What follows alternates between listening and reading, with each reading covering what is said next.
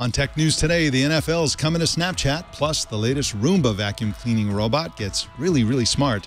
And a new trailer for the Steve Jobs movie reveals the recreation of a famous photo. It's all coming up next on Tech News Today. This is Twit. Bandwidth for Tech News Today is provided by CashFly at CACHEFLY.com.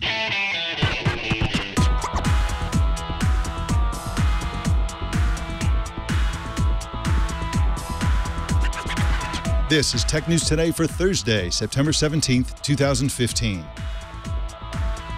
This episode is brought to you by Gazelle. Would you like to get cash for your old iPhone? Gazelle makes it easy. The shipping is free and the payment is fast. What's your iPhone worth? Find out at gazelle.com.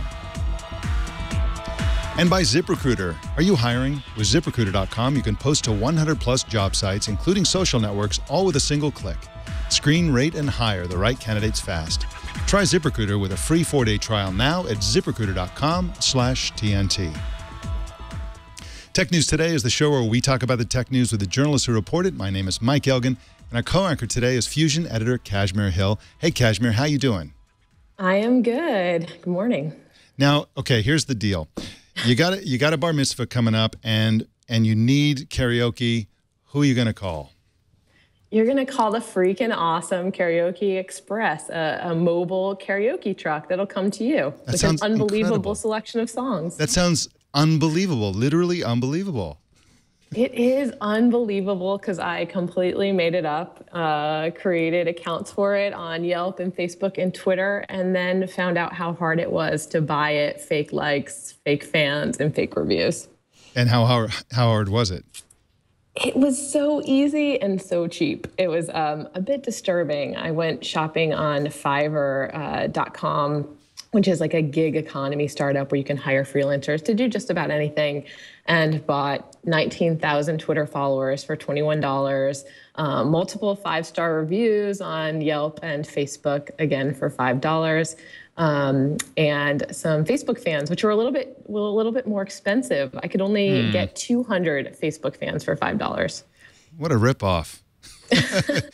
I guess since they have the monopoly on every human being on the planet, they can go ahead and jack up the prices. Now, what do we have to do to make this truck happen? You have a picture of a freaking awesome Karaoke Express van truck thing. How hard would that be to conjure up? So Fusion's art department already made me a logo, and I did, over the course of the months that I was running the fake freaking awesome Karaoke Express, get many phone calls to the burner phone number that I set up from people who wanted to hire it for especially birthday parties. And I personally love karaoke, which is why this is the fake business I created. So I do actually kind of want to create the truck if there's any venture capitalists who watch the show who want to give me a seed round. Well, when robots do all the journalism, it's nice to have a fake business to fall back on. It's good to know that. And of course, you can read that story and all of Kashmir Hill's stories at fusion.net. So go read that. This is a great read. Very fun stuff. And I'm rooting for that truck. I hope you can make it happen somehow. Thanks, Mike. All right, well, let's jump into the regular news. Amazon introduced 6 new hardware devices today, 4 tablets and 2 TV devices. David Pierce is a senior writer for Wired and joins us now. Welcome to the show, David. Thanks for having me. I'm so glad to have you. I've been trying to get you on the show for... It's freaking awesome to have you on the show. That's all I'm saying. Well, thanks. Let's start with to be here. Let's start with the big news, which is the bottom price for these tablets. Tell us about the 7-inch Fire tablet, starting with the price. Yeah, so the 7-inch Fire tablet is now $49.99, which is a just entirely ridiculous price for a tablet. And for a $50 tablet, it isn't, you're never going to get a great tablet for $50.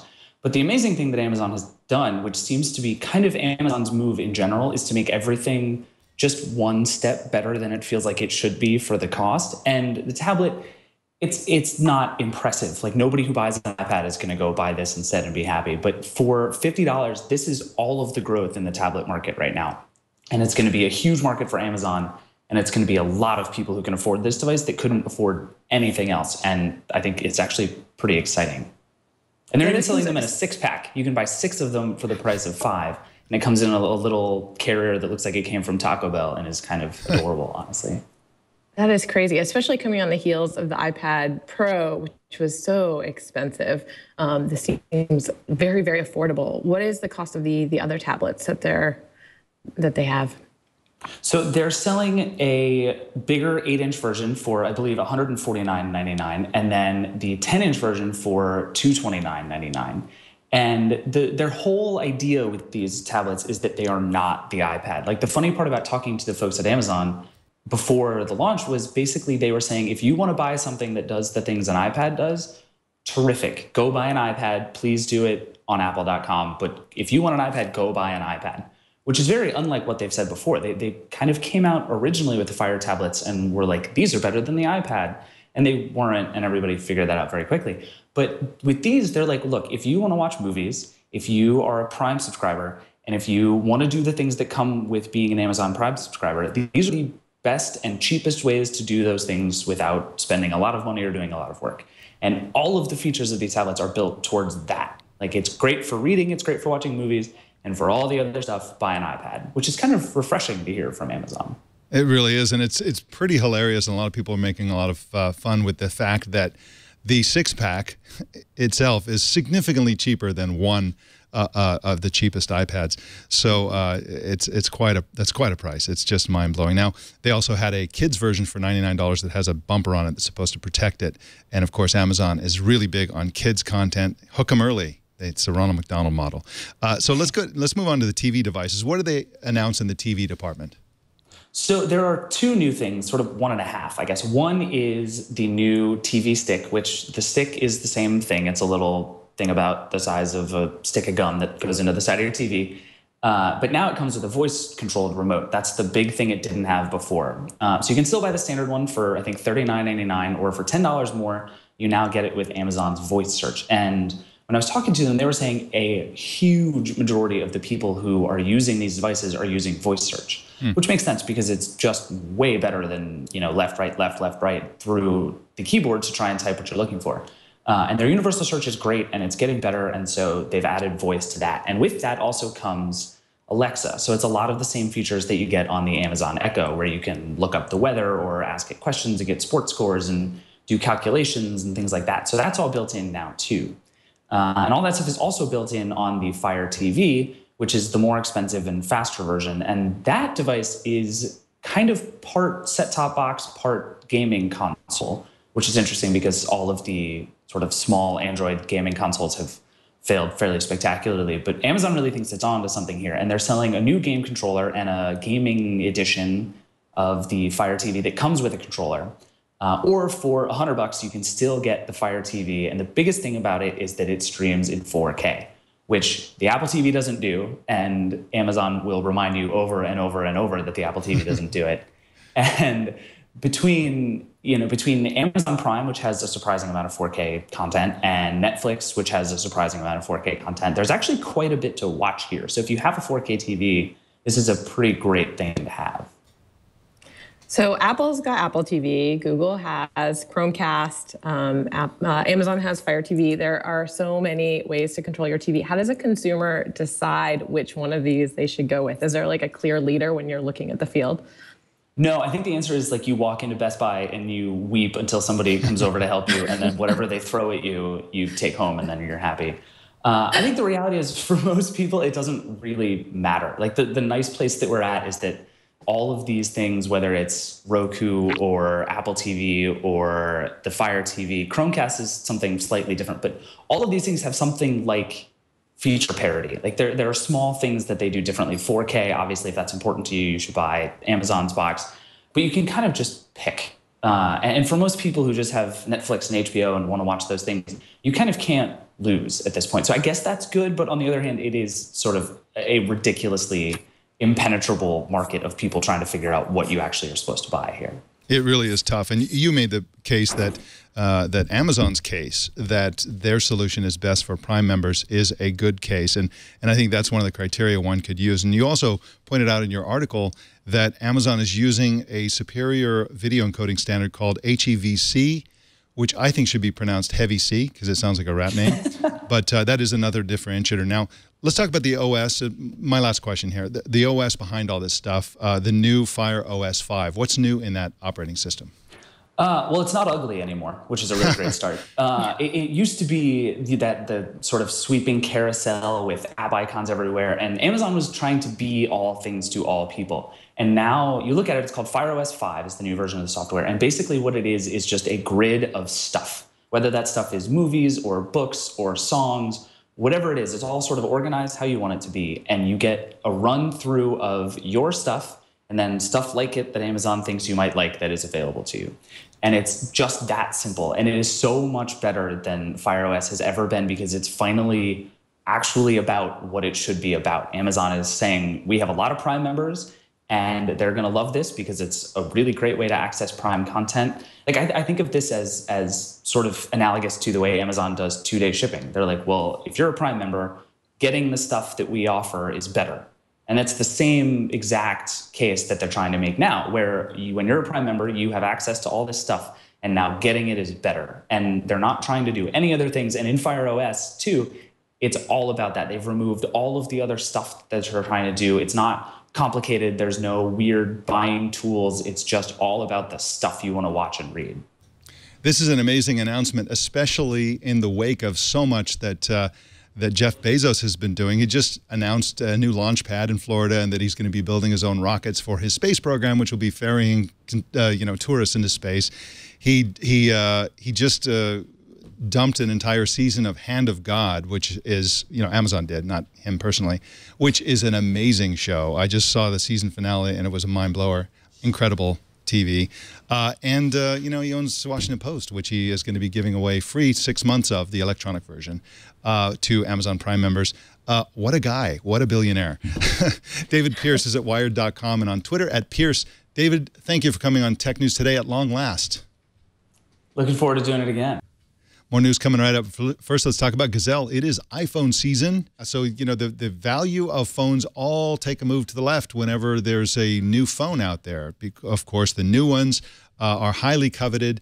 The older ones are a little bit more old, basically, and so the price is going to go down. So you want to lock in the price right away. Go to Gazelle, GAZELLE.com,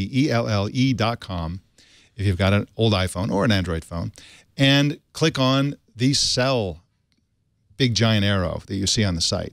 Choose your device, indicate its condition, what the carrier is, all that kind of stuff, and they'll give you a price. It's really that simple. They send you a box too, and you throw it in the box, send it back, and you get paid. It's super, super simple. And of course, if you always want to have the best value for your phones, you not only sell to Gazelle, but buy from Gazelle. They have great phones that have been thoroughly tested. The certified like new option gives you phones that are just like brand new phones. They're just less expensive. In other words, they're less of a waste of money than a brand new phone. They charge you a premium for those brand new phones, especially, folks, the iPhones. They make a fortune on those things. And it's better to, if you've got a budget, you get a better phone if you buy from Gazelle. Trade in your used iPhone and electronics for cash. Visit Gazelle.com today. And we thank Gazelle for their support of Tech News Today. All right, I'm looking forward to having you back. Take care. Bye. Bye. Facebook is adding hundreds of big companies to its Facebook at Work product, including Heineken USA and Hootsuite. Anna Kuchler is the San Francisco correspondent for the Financial Times and joins us now to talk about it. Welcome to the show, Hannah. Thanks for having me. Thanks for coming on. Now, can you review what Facebook at Work is exactly? What is this Facebook at Work business?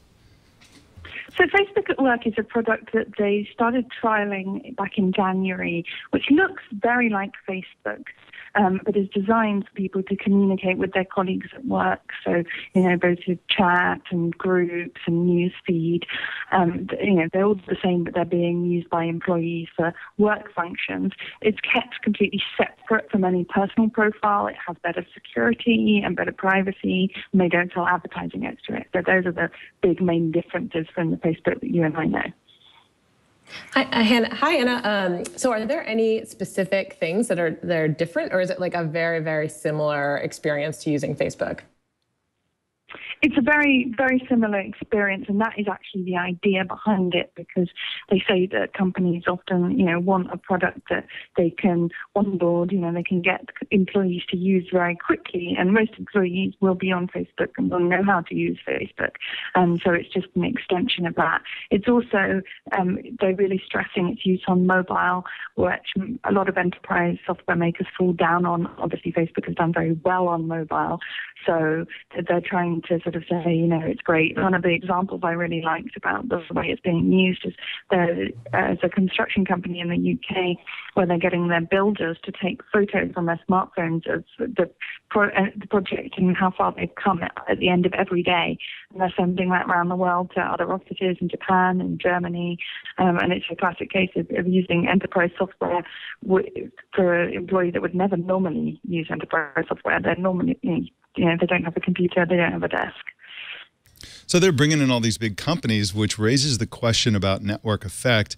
I think that Facebook itself, regular Facebook, is the best example of network effect since the phone system. Network effect, of course, is that the value of a network increases with additional users, so that the more people the more that people use it because it's valuable, the more valuable it becomes for more people. And does this apply to Facebook at work? Is there a network effect with businesses signing up, or is each business an island and network effect does not apply? At the moment, each business is an island. I think they're trying to argue that you have a great network effect within. So I guess we lost Hannah, and I think we're mostly got through the questions we had for her. So why don't we just go ahead and move on? Interesting development there. Facebook is serious about Facebook at work, apparently, and it'll be interesting to talk independently when somebody does. Maybe we can at some point, with a company that's actually using it, and they can, instead of doing the partner thing about, oh, this has transformed our life, that they have those kind of quotes from companies, as is always the case with this sort of thing. But we'll see what people really think of it.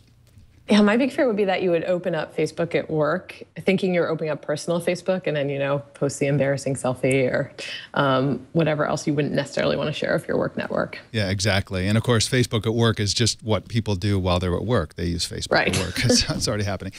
All right. Well, some federal agencies have been clamoring for laws that force tech companies to build backdoors into their encryption schemes to enable law enforcement to gain access. Encryption experts say such backdoors will decrease security, not increase it, because any backdoor created for the FBI could be exploited by China, for example. A document leaked anonymously shows that President Obama is getting close to a policy change on encryption. Lorenzo Franceschi-Bicchierai, did I pronounce your name right, Lorenzo, before we go any further? Yeah, you did a good job. Oh, wow, thank you. That's a surprise. So Lorenzo is a Vice Motherboard staff writer. Lorenzo, welcome to the show today. Yeah. Hi, Mike. Thanks for having me. Thanks for coming on. Now, if this document is accurate, what's the new policy? What's President Obama's solution to the encryption crisis? Well, that's actually, we still don't know. So the document, as you said, has been leaked anonymously by, we don't know who, presumably somebody that doesn't want legislation. There was some speculation yesterday on Twitter that this is good news for the pro-encryption camp. Probably Biden. Yeah, probably Joe Biden, yeah. But yeah, the document simply lays out a few options that the White House has been considering this summer. So we can infer some things, we can draw some hypotheses, but we can't really know exactly what the White House is thinking.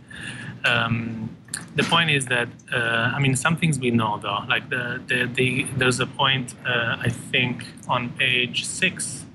Or page 8, but basically the White House IDs say that there's no way that we can compel the companies with either legislation or some other kind of compulsory action. So I think that the White House at least recognizes that legislation is not an option anymore, and they might have to find some other way. And one of the most interesting tidbits of the document was on page 3, where IEDs were basically thinking that if we disavow legislation completely and say we're not going to do a law compelling you to put backdoors, then we might get some voluntary cooperation. But again, it's like all speculation. But what the document confirms is that this is a very tough position that the U.S. government is in.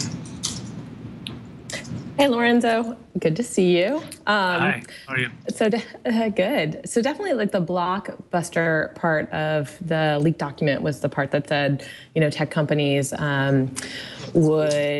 would be happy to cooperate in some way if there is not legislation passed. What do you think that cooperation looks like? I mean, are they saying they'll secretly build a backdoor, or are they just saying, they'll help them in other ways? Like a New York Times article a couple weekends ago that said, DOJ was trying to get Apple to hand over messages in real time, and they couldn't because they were encrypted. But then the messages were also stored on the iCloud, and they could hand those over. So what do you think cooperation means here?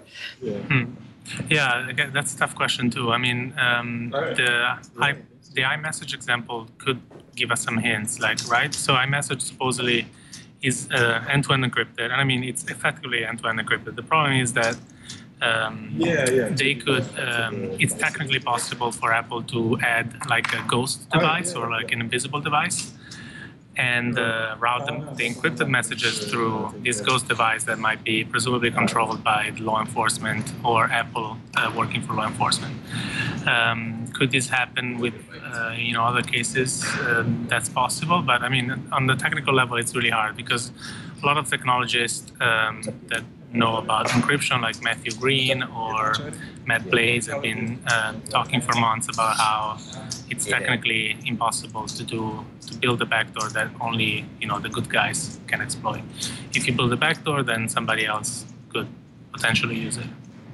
But we are talking about the idiocy of politics and policy here, and of course we have a presidential race. Do you think this is likely to become a significant issue in the presidential race? And it's a tough call, in my opinion, because the same kinds of people who would want to get really super tough on terrorism and sort of force this or try to force this into legislation are the same kind of people who are very pro-business. And so it's really a contest between the law enforcement and security apparatus on the one hand and Silicon Valley on the other. My question, though, is do you think this is going to become a political issue in this election? I'm skeptical because it's a very technical issue, and we might hear candidates talk about this in broad terms, like we want law enforcement to be able to access data, but I don't think anybody's going to actually come up with a solution. I mean, even Obama. I mean, what this document also shows is that even the Obama administration doesn't know exactly what to do, and they don't know which side they should fall on. And yesterday, after the document came out, the White House didn't really comment on it, except for Obama was at an event later in the day, and he talked about encryption, but he made some really vague remarks. He said, we've created a process around which to see if we can square the circle here and reconcile the need for greater and greater encryption and the legitimate needs of national security and law enforcement. So it's just, if even this administration doesn't know exactly where to fall on, I think that the candidates will have the same challenges. Well, I hope you're right. Lorenzo Franceschi-Bicchierai is at Vice.com. And you can follow him on Twitter at LorenzoFB. Lorenzo, thanks for joining us today on Tech News Today. Thanks, Mike. All right. Snapchat just made a deal with the National Football League, of all people. Kurt Wagner is a reporter for Recode and joins us now. Hey, Kurt, welcome to the show. Hey, good morning, Mike. How you doing? I'm doing great, thanks. What's this deal all about? So essentially, Snapchat and the NFL are going to partner to put NFL content into Snapchat's Live Stories feature. So if you're familiar with Live Stories, essentially what they do is they take user-generated content around specific events like an NFL football game, and they'll put it into a big montage of video and photos. And oftentimes those just come from regular Snapchat users, like people who might be outside the stadium or in the stands. But with this deal, the NFL is going to be contributing some behind-the-scenes content, so stuff from maybe the locker room or pregame, postgame. And so Snapchat's going to have a lot of this NFL stuff in the app now, and they're going to be able to sell ads alongside it. And I think that obviously is the big business opportunity for them and for the NFL here. Does this partnership make a lot of sense? Are Snapchat users the natural NFL audience, or are they trying to reach a different audience? So, I mean, the NFL reaches so many people right now. I think I read their opening night game last week had something like 26 or 27 million viewers, which is pretty crazy. I think that they're reaching the audience. I think the Snapchat audience is very similar to the existing NFL audience. I think what they're trying to do, though, is simply get the content in front of more people. So we were told back in June that these live stories can generate as much as 20 million viewers, sometimes more, in a 24-hour period. So if you're at the NFL, I mean, it seems like a no-brainer, right? Like, you pass over some of the content that you want people to see, and now you might be able to reach 20 million more people that you weren't reaching otherwise. So I think that, you know, in that sense, it doesn't really matter who the audience is. I think it is football fans anyway, but they're also just reaching more eyeballs and young people who probably they want to be NFL fans for the rest of their life. I'm sure they do.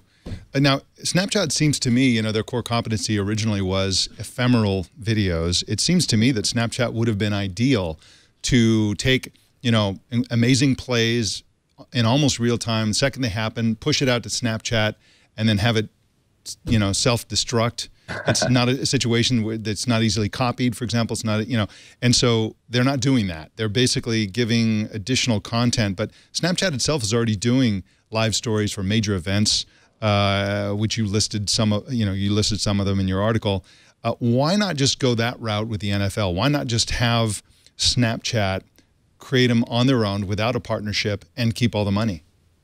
You know, I was thinking about that as well, right? Because the NFL, as you pointed out, is not giving them broadcast footage. So the kind of stuff that you might see on NBC, the real high quality, high camera angle that you watch the game, that kind of stuff is not going to be uploaded to Snapchat. So really what they're getting is they're getting behind the scenes stuff, but you're right. Like, they could get a lot of this content from the fans in the stadium on their own. I think the big thing is when it comes to advertising. So the NFL is going to be helping them sell advertising alongside these stories.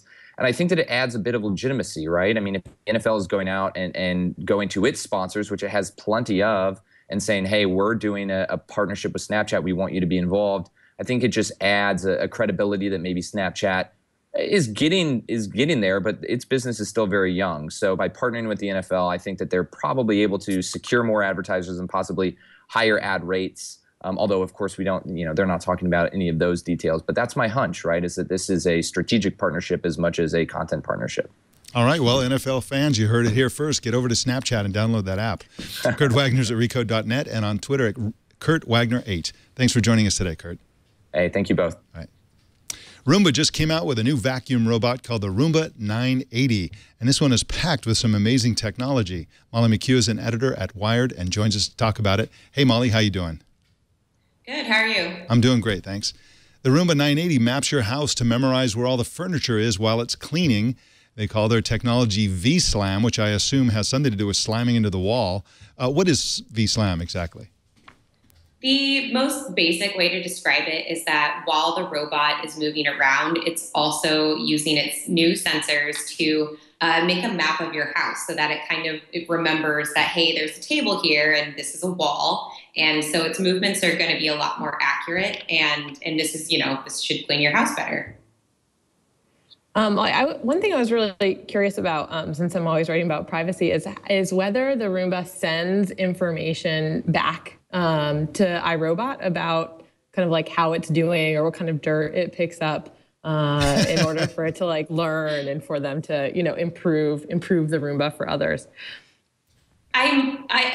When we talked about security a little bit when I was there, the thing that they said that they're interested in that the Roomba is mapping now is more how it's able to move around versus the dirt it's picking up.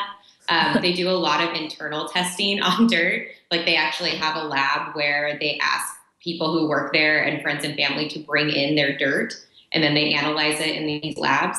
So I don't think they're as interested in that information versus like how the robot is able to perceive a wall or how it's able to move from one room to the next room. And what the robot sees is not like just a camera. It's more like patterns of light and dark. So the information is a lot less interesting than like, this is where your bathroom is located. You know, it reminds me of the movie Gattaca, which was a fantastic movie from, I don't know, 10 years ago or something like that, where it's a future in which people, you know, parents can choose to have their child genetically selected. So they give the parents, you know, a million options of their DNA combinations, and they pick the one they like the best. And so there's a class of people who are sort of genetically modified and a class of people who are normal, you know, regular people. And of course, the GMO people are an elite class. And they work in spaces where everybody else isn't allowed to do it. And to make sure that they keep the riffraff out, they have these vacuum cleaners that go through and vacuum up the DNA from people's keyboards and around their workspace. And if they detect non-GMO DNA, the alarms go off, and the goons rush in and drag off the violators. It's a fantastic movie, but this would make it so easy if Roomba were actually in that business. So, you know, get ready for it. The Skynet may come in the form of your vacuum cleaner.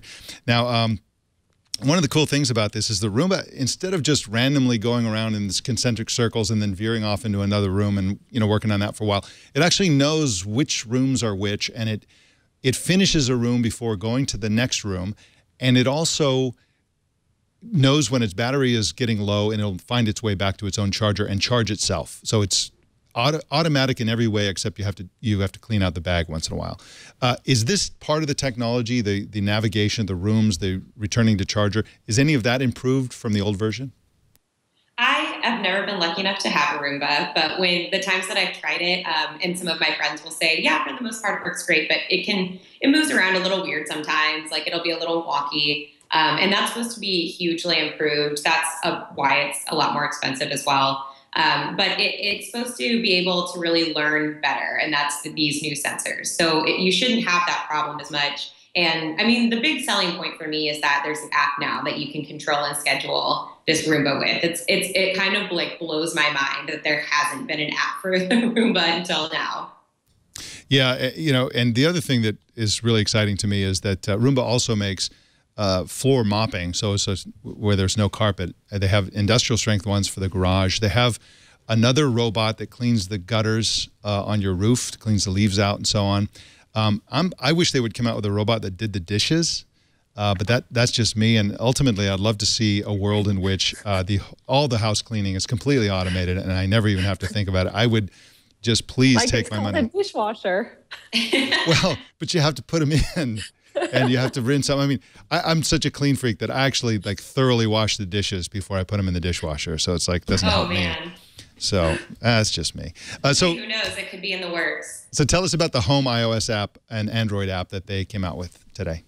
Yeah, I mean, the app is it's more of a platform for, as they kept saying, all of your iRobot products that can connect to it, which right now is only the Roomba 980. But they're really leaving the door open there for, I'm guessing there will be lots more Wi-Fi enabled robots coming from iRobot soon. Maybe that dishwasher someday that you can control from your phone. But it's really cool. The way it kind of reminded me of like a fitness tracker for your robot.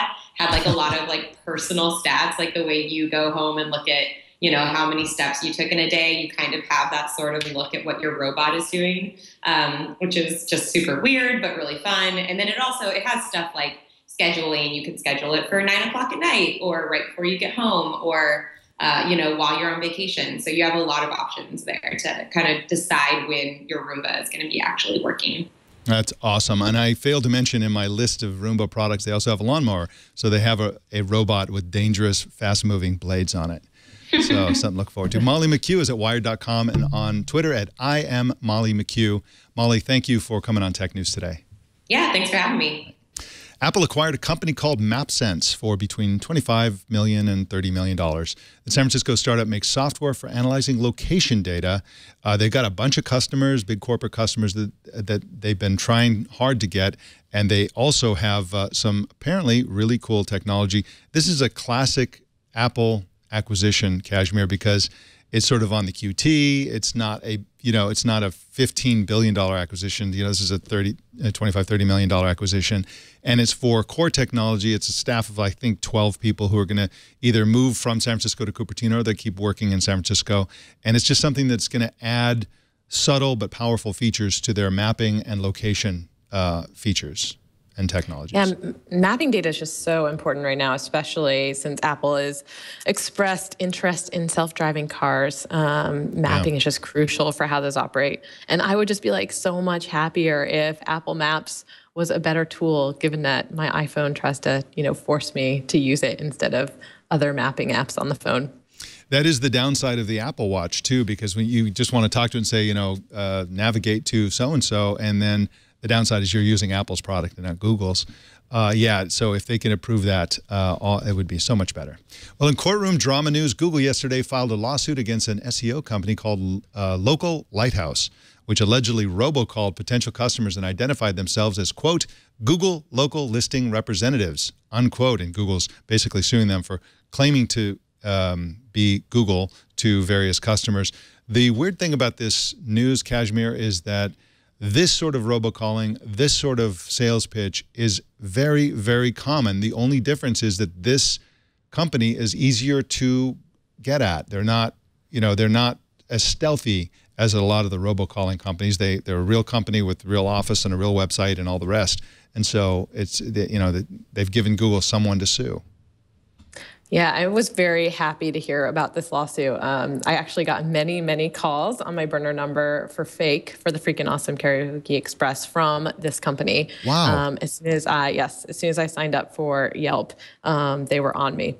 So I hope this works. And robocalls are, I'm just surprised this company hasn't gotten into trouble earlier, given that the Federal Trade Commission is so opposed to robocalls.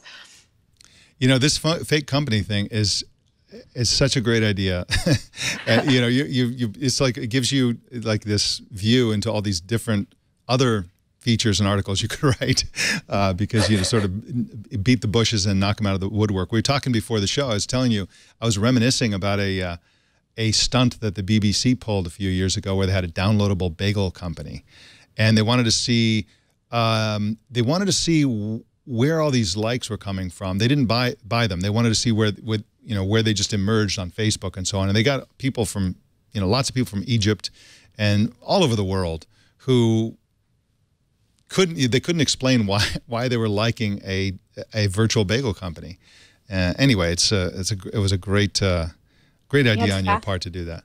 Yeah, it's fascinating. It becomes a kind of honeypot for who goes after these new companies. So that was a side part of the story that didn't even make it into the story. Yeah.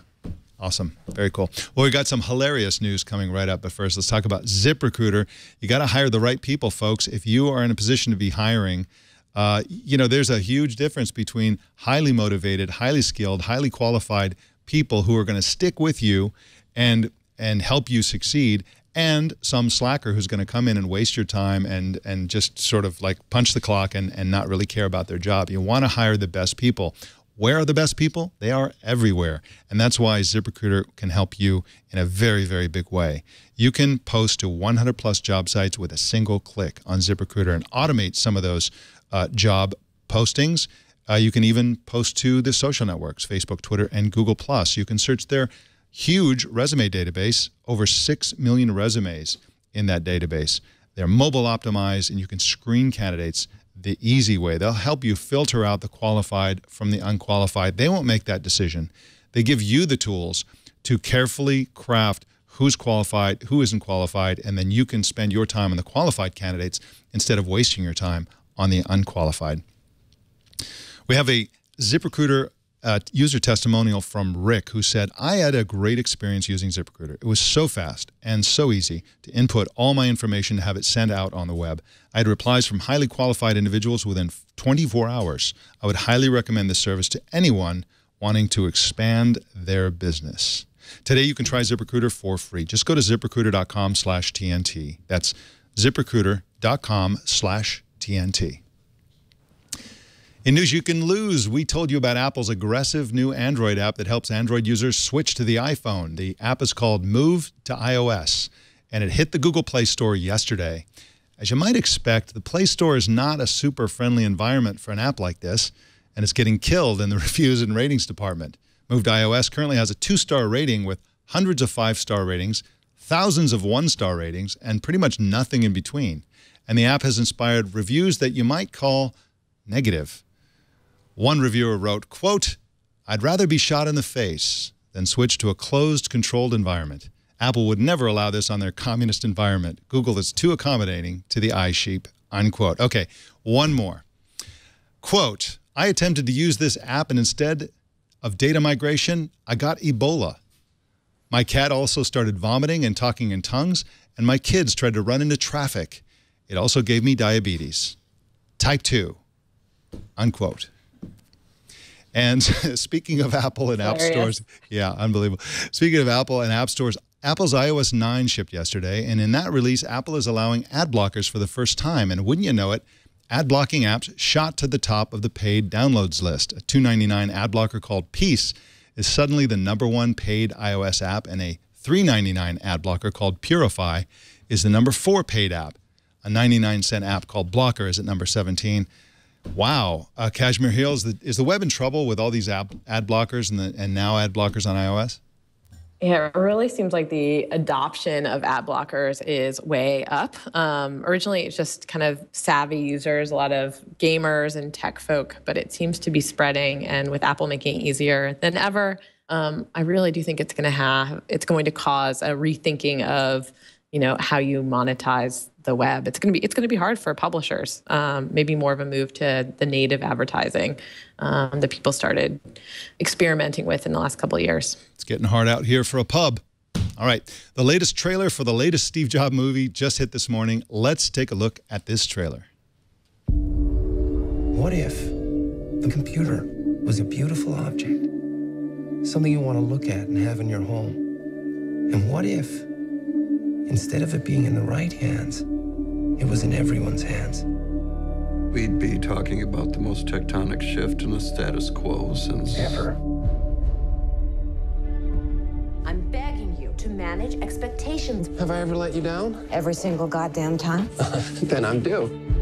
Your Apple stock is worth $441 million. And your daughter and her mother are on welfare. She's not my daughter! You must be able to see that she looks like you. We will know soon enough if you were Leonardo da Vinci or just think you are. You're the only one who sees the world the same way I do. no one sees the world the same way you do.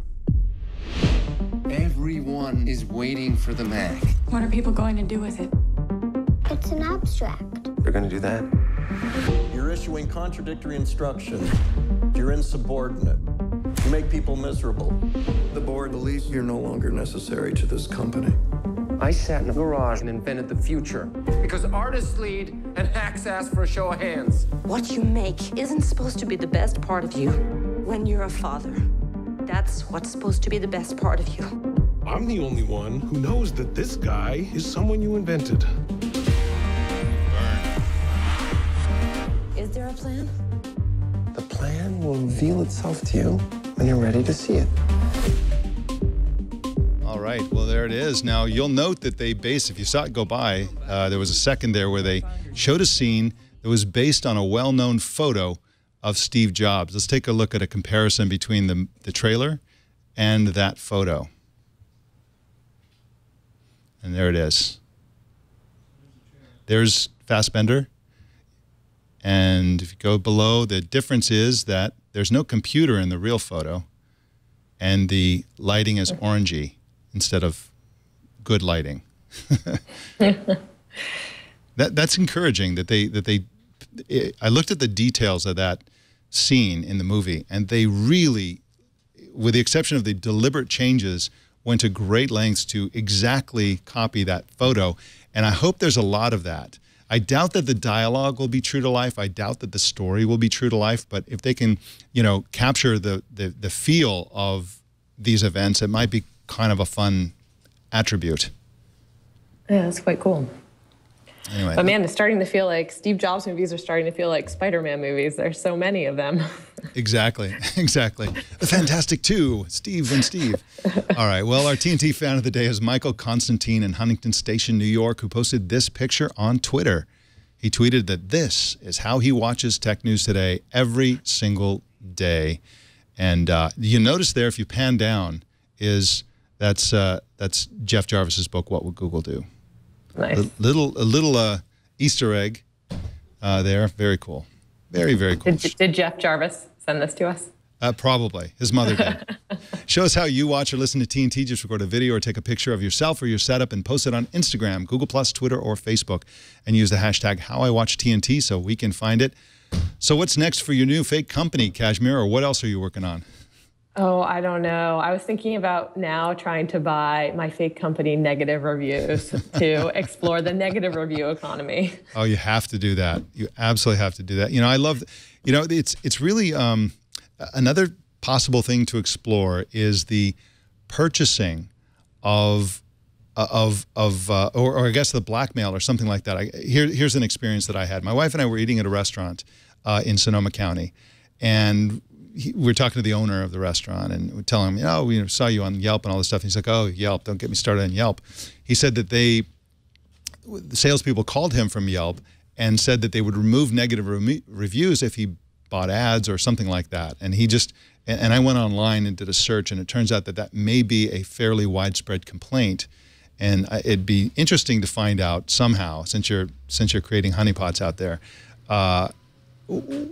how much of that actually goes on? How much you know, funny business goes on in terms of you know, trading the removal of negative reviews for paid ads? So it looks like we lost Kashmir, and we'll fix it in post. She's busy. She got a fake company, writing real articles about fake companies.